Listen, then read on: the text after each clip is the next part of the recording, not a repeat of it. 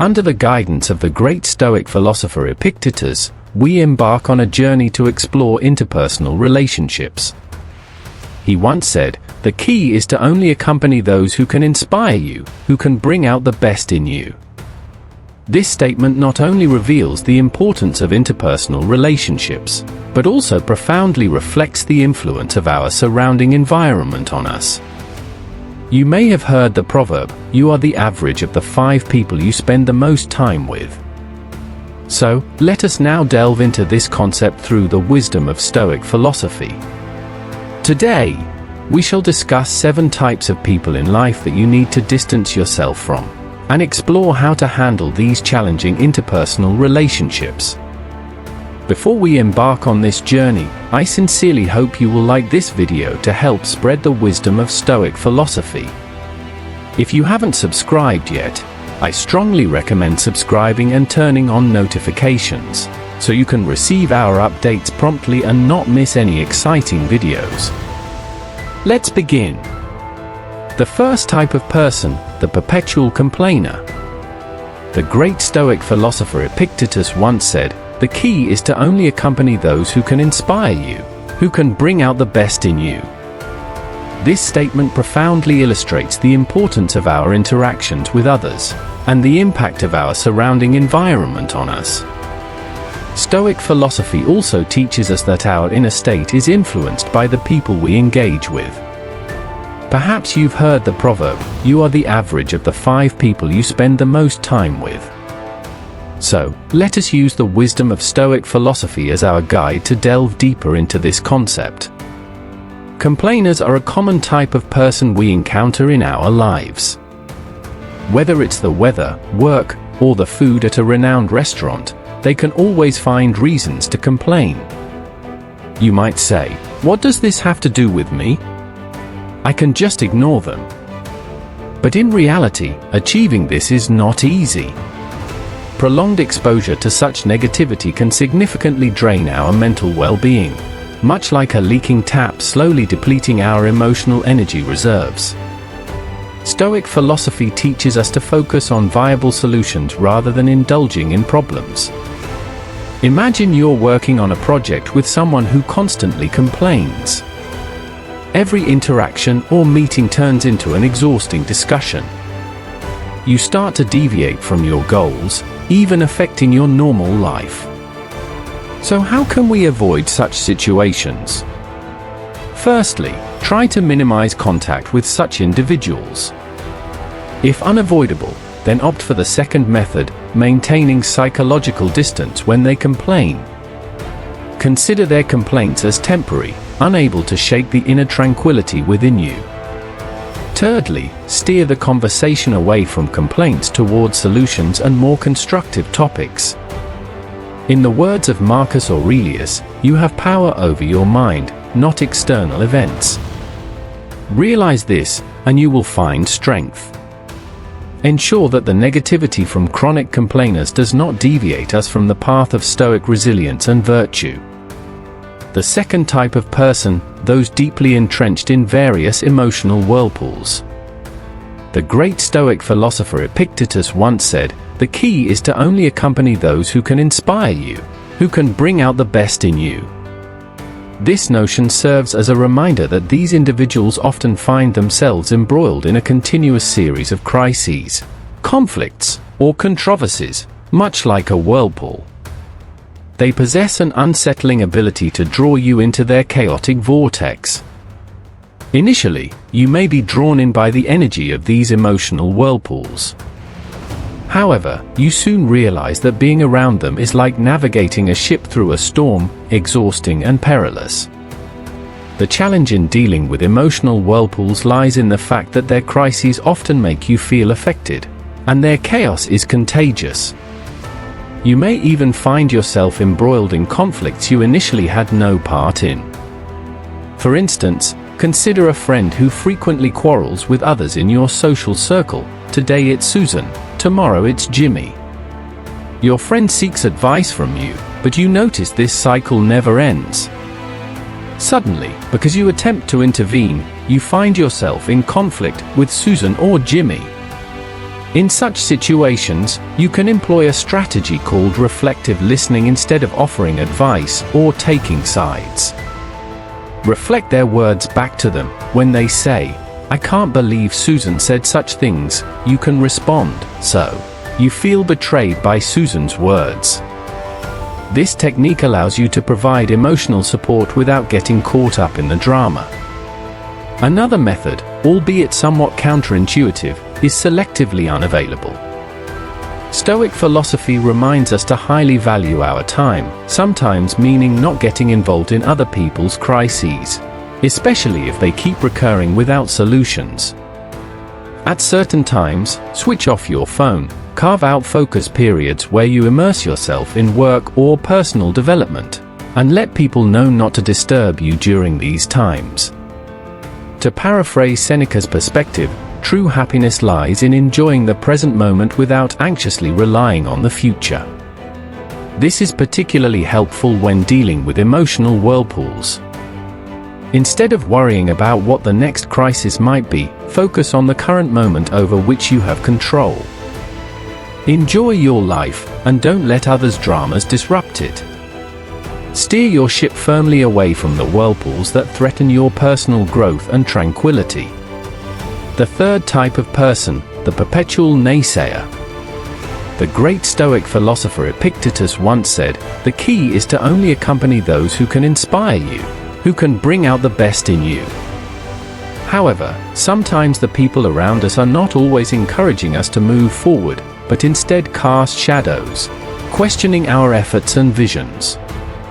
Imagine you are an artist, deeply immersed in the joy of creation.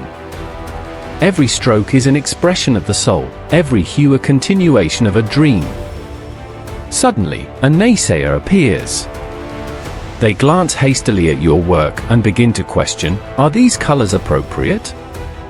It looks somewhat unrealistic." You know, the success rate of artists is very low. Such words are like a grey storm cloud enveloping your vibrant canvas. Or perhaps you're excited about pursuing a new career path. You've done thorough preparation and planning, but when you share it with a naysayer, they immediately list a series of challenges and impossibilities. Your confidence begins to erode, and the hopeful vision becomes blurry. In the face of such naysayers, how should we respond? Firstly, we can adopt the consistent attitude of Stoic philosophy, maintaining calmness and rationality. Don't let their doubts affect you. Instead, hold on to your vision with confidence and seek constructive solutions. Secondly, we can try engaging in constructive dialogue with the naysayers, guiding them to consider possible solutions through questioning or sharing information. Most importantly, we must remember the inner peace and self-discipline emphasized by Stoic philosophy, remaining unshaken by external influences. As Epictetus said, "We have 2 ears and 1 mouth so that we can listen twice as much as we speak." When facing naysayers, we should be adept at listening but not be swayed by negative emotions. We must steadfastly paint the canvas of our inner selves, undisturbed by external doubts, and let life be filled with color and hope. The fourth type of person, avoid adopting a victim mentality.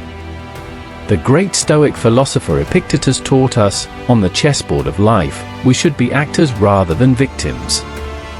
However, some people choose to place themselves in a passive role, taking no responsibility for the unfavorable aspects of life.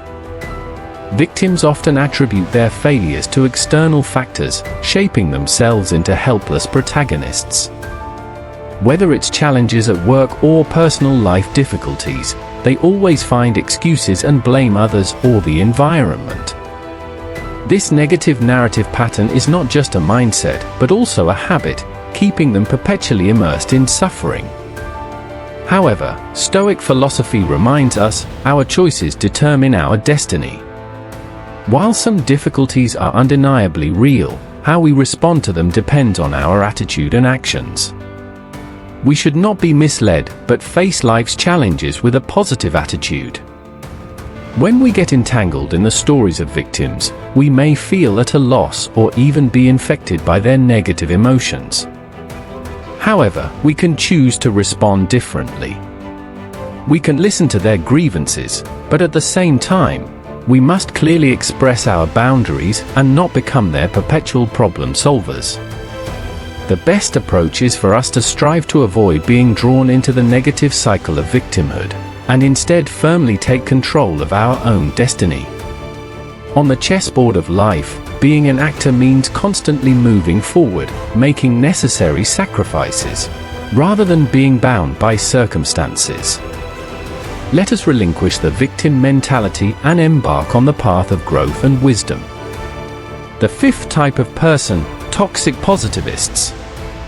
In the garden of life, we often encounter a particular type of gardener, the toxic positivist. They always believe in sunshine and rainbows, viewing happiness as the sole remedy, while turning a blind eye to the challenges of reality. However, life is like a garden, where not only do we find blooming flowers, but also flourishing weeds and unexpected pests. When you're feeling sad, confused, or anxious, toxic positivists emphasize, just smile and you'll be happy. Their excessive optimism may make you feel invalidated and disconnected from reality. However, Stoic philosophy reminds us that true happiness comes from understanding and accepting the complexity of life, rather than avoiding or denying it. How can you maintain a balanced mindset when dealing with toxic positivists? One approach is to engage in honest dialogue, acknowledging the complexity of emotions. You can express gratitude for life while also admitting your anxieties and confusions. Stoicism encourages us to accept and appreciate the wide range of emotions, whether positive or negative. When toxic positivists try to drown you in their good mood, you can remain calm and firmly embrace your emotional spectrum. Just as a garden needs both sunlight and rain to thrive, our inner selves also require compassion and understanding to flourish amidst life's storms. Don't let their false happiness drown your inner self. Instead, persist in nourishing your soul's garden with rich and intricate emotions, allowing it to radiate even more beautiful colors. The sixth type of person, manipulators. On the stage of life, each of us is the playwright and protagonist of our own story. However, there are times when manipulators appear, acting like mysterious producers behind the scenes, trying to control the script of your life. Manipulators are adept at the techniques of psychological and emotional manipulation. They may use flattery, guilt-tripping, or even deceit to steer us towards their goals. They might exploit our kindness and guilt, causing us to unwittingly deviate from our values and objectives. How should one deal with manipulators?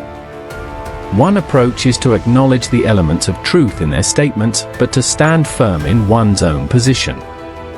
Another approach is to set clear boundaries and steadfastly maintain them. Maintaining a calm attitude and refusing to be swayed by the emotional control of manipulators is crucial. As advocated by Stoic philosophy, we cannot choose our external circumstances, but we can always choose how to respond to them. Reclaiming our script and not allowing anyone to manipulate our life narrative is paramount.